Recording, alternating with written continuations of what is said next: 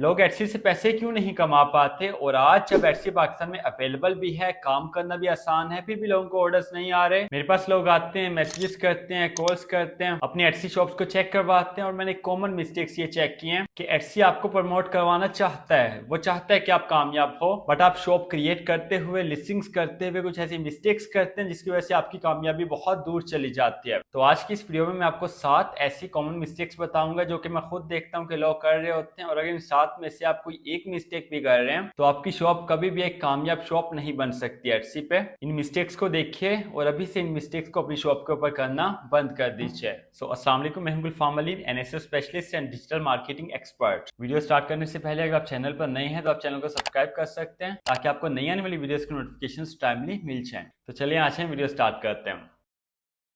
Mistake number 1 is poor keyword research in title, tag and description. जो लोग Etsy के ऊपर नाकाम होते हैं उनमें मैंने एक चीज कॉमन देखी है कि उनकी कीवर्ड रिसर्च बिल्कुल पुअर होती है। उनको नहीं पता कि कौन सा कीवर्ड मैंने पिक करना है, कहाँ पे मैंने ऐड करना है, टाइटल में कौन सा कीवर्ड लगाना है, डिस्क्रिप्शन में कौन सा लगाना है, टैग्स कौन से लगाने हैं, ये जो प्रोडक्ट मैंने एक्चुअल में क्रिएट की है इसको बायर कैसे सर्च करेगा, जो कीवर्ड मैं यूज कर रहा हूँ उसका सर्च वॉल्यूम क्या है, उसकी कीवर्ड डिफिकल्टी क्या है, लोग इसको सर्च भी कर रहे हैं या नहीं कर रहे हैं, कुछ भी नहीं पता। जस्ट एक प्रोडक्ट क्रिएट की, अपने माइंड के मुताबिक उसको नेम दे दिया, उसको टाइटल दे दिया, और अपनी मर्जी के मुताबिक बगैर रिसर्च किए वहां पे टैग्स को यूज किया, और फिर बैठ के भाई एटसी के ऊपर हमें ऑर्डर्स नहीं आ रहे। इस तरह कहाँ पे ऑर्डर्स आते हैं? एक एग्जांपल के साथ आपको बेटर अंडरस्टैंड करवाने की कोशिश करता हूँ। फॉर एग्जांपल, आपने एक इनवॉइस टेम्पलेट क्रिएट किया है, अब उसकी प्रॉपर कीवर्ड रिसर्च नहीं करते तो आप उसको क्या टाइटल देते हैं? फॉर एग्जाम्पल बेस्ट इनवॉइस या बेस्ट इनवॉइस टेम्पलेट दे देंगे मैक्सिमम, और क्या दे सकते हैं। लेकिन आपका क्लाइंट, आपका बायर जो एटसी के ऊपर आता है, जिसको बाय करना चाहता है, वो कभी भी ये सर्च नहीं करेगा। वो क्या सर्च करेगा? अगर उसको एक इनवॉइस टेम्पलेट चाहिए कैनवा का, वो क्या सर्च करेगा? अगर उसको कैनवा इनवॉइस टेम्पलेट चाहिए तो वो सर्च करेगा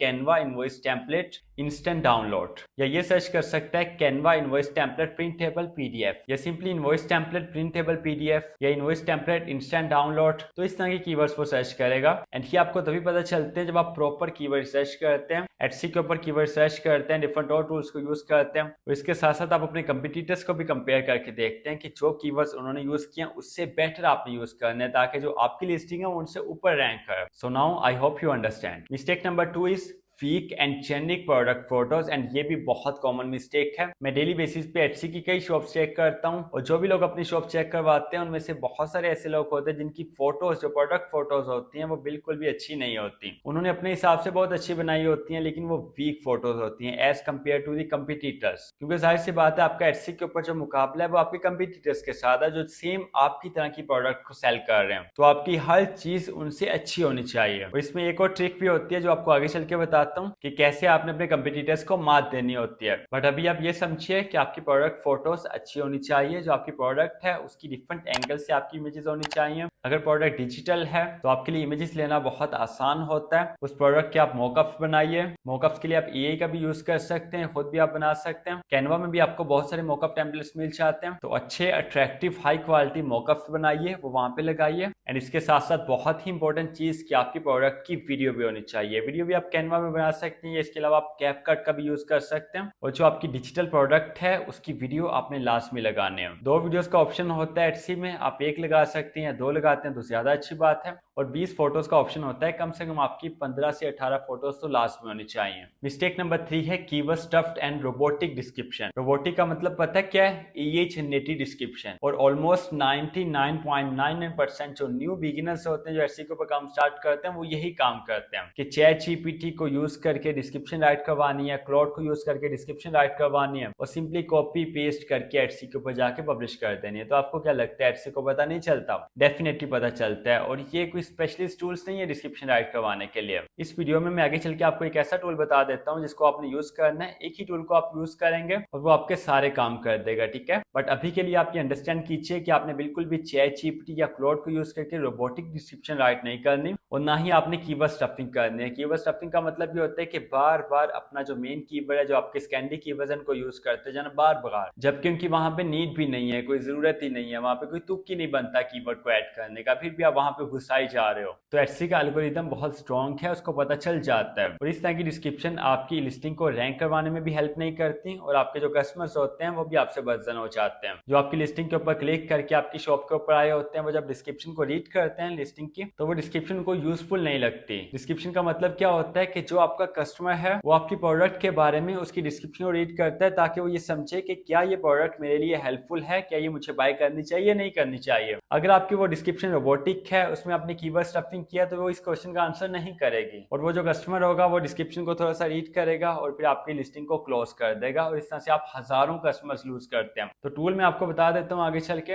अभी पहले यहाँ पे मिस्टेक्स को अंडरस्टैंड कर लीजिए। मिस्टेक नंबर 4 है प्राइसिंग विदाउट रिसर्च। जो एटसी के ऊपर न्यू सेलर्स होते हैं, जो न्यू एटसी का अकाउंट क्रिएट करते हैं, शॉप क्रिएट करते हैं, लिस्टिंग्स करते हैं, वो बगैर रिसर्च के वहां पे प्राइसिंग लगाते हैं और क्योंकि रिसर्च नहीं होती तो या तो प्राइसिंग बहुत लो होती है या तो बहुत हाई होती है। इन मोस्ट केसेस यही होता है। तो याद रखिए कि एटसी के ऊपर ना तो आपकी प्राइस बहुत कम होनी चाहिए ना बहुत ज्यादा होनी चाहिए। अगर तो एटसी के ऊपर आपकी प्राइस बहुत कम होगी तो आपका कस्टमर ये समझेगा कि ये प्रोडक्ट लो क्वालिटी प्रोडक्ट है, इसको मुझे बाय नहीं करना चाहिए। और अगर आपकी प्रोडक्ट की प्राइस बहुत ज्यादा होगी तो आपका कस्टमर ये समझेगा कि ये ओवर चार्ज कर रहा है, ये प्रोडक्ट इतने की है नहीं जितने ये प्राइस यहाँ पे लगाई है। तो दोनों सूरतों में आप कस्टमर्स को लूज करेंगे। आपने करना क्या होता है, आपने देखना होता है कि जो आपके कंपटीटर्स हैं उनकी प्राइस कितने, उनसे अगर आप थोड़ी सी कम रखना चाहते हैं तो रख सकते हैं, आप कुछ पॉइंट्स में रख सकते हैं या $1 इतना ही कम हो जाता है, इससे ज्यादा मत कीजिए। बट यस, आप एटसी के ऊपर डिस्काउंट्स लगा सकते हैं और ये डिस्काउंट्स भी आपने डेली नहीं लगाने, कभी कभार लगाना होता है। एंड डिस्काउंट लगाने के ऊपर मेरी कंप्लीट वीडियो मौजूद है, लिंक आपको डिस्क्रिप्शन बॉक्स में मिल जाएगा, जस्ट आप वन क्लिक करके देख सकते हैं एंड सीख सकते हैं। मिस्टेक नंबर 5 है no consistent branding.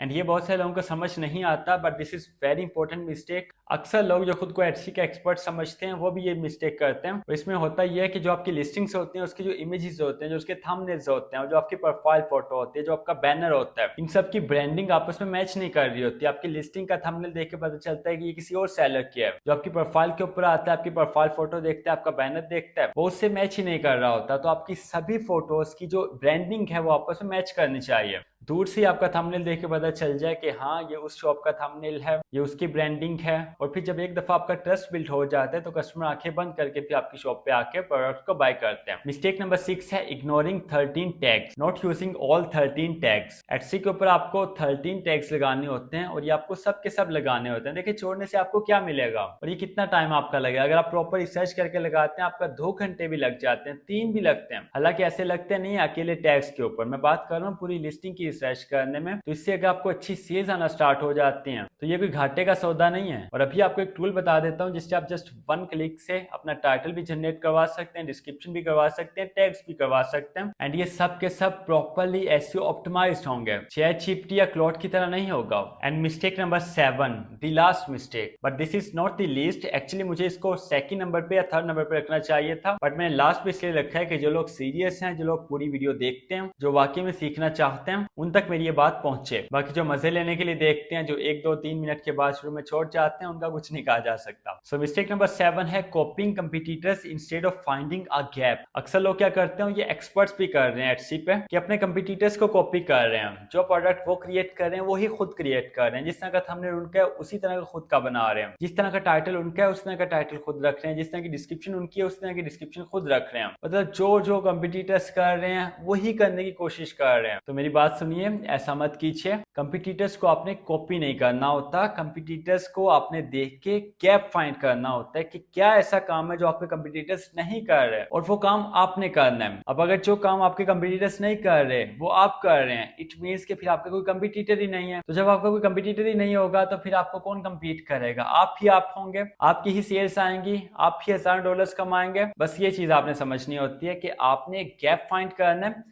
Problem find करनी है, उसका सोल्यूशन में आपने प्रोडक्ट्स को क्रिएट करना है। हाँ, इसमें आपको टाइम लग सकता है, रिसर्च करने में थोड़ा टाइम लगेगा, न्यू प्रोडक्ट्स होंगे उसको क्रिएट करने में आपको थोड़ा टाइम लग सकता है। बाकी टाइम कितना होगा? 1 घंटा, 2 घंटे, 4 घंटे, 5 घंटे बस, या फॉर एग्जाम्पल 1 दिन भी अगर लग जाता है तो क्या मसला है इसमें? आपका काम होना चाहिए, आपको ऑर्डर्स आने चाहिए, आपकी सेल्स आनी चाहिए, आपका रेवेन्यू जनरेट होना चाहिए, इससे बढ़ के और कुछ नहीं है। सो अब बात कर लेते हैं अपने वादे के मुताबिक उस टूल की जो एटसी की शॉप को कामयाब करवाने में, रन करवाने में आपकी बहुत ज्यादा हेल्प करता है। और मैं मैं पर्सनली भी इस टूल को यूज करता हूँ। इस टूल का नाम है रीड रैंक AI। आपने सिंपली गूगल पे आना है, यहाँ पे आपने सर्च करना है readrankai.com एंड ये इनकी ऑफिशियल वेबसाइट यहाँ पे आपके सामने शो हो जाएगी। इसका लिंक मैं आपको डिस्क्रिप्शन बॉक्स में भी दे दूंगा, जस्ट आप वन क्लिक करके यहाँ पे आ सकते हैं। अब देखिए यहाँ पे टॉप राइट कॉर्नर में लॉगिन लिखा है और साइन अप लिखा है। अगर आपने पहले यहाँ पे लॉगिन किया है तो वेल एंड गुड, आपने यहाँ पे लॉगिन कर लेना है। बट अगर आप फर्स्ट टाइम यहाँ पे आ रहे हैं तो आपने यहाँ पे साइन अप करना है, अपनी ईमेल एंड पासवर्ड आपने यहाँ पे लगाना है, ईमेल को वेरीफाई करवाना है और आपकी यहाँ पे आपका साइन अप हो जाएगा। जब आपका यहाँ पे साइन अप हो जाएगा तो यहाँ पे देखें टॉप राइट कॉर्नर में डैशबोर्ड लिखा है, आपने डैशबोर्ड पे क्लिक करना है, आप यहाँ पे डैशबोर्ड पे आ जाएंगे। यहाँ पे लेफ्ट साइड पे देखिए आपको डिफरेंट टूल्स शो हो रहे हैं, इनमें से ये टूल है यहाँ पे Etsy SEO का, आपने इस पे क्लिक करना है एंड ये इस तरह का इंटरफेस आपके सामने यहाँ पे शो हो जाएगा। एंड यहाँ पे दो ऑप्शंस आपको शो होते हैं। Number 1 complete Etsy workflow,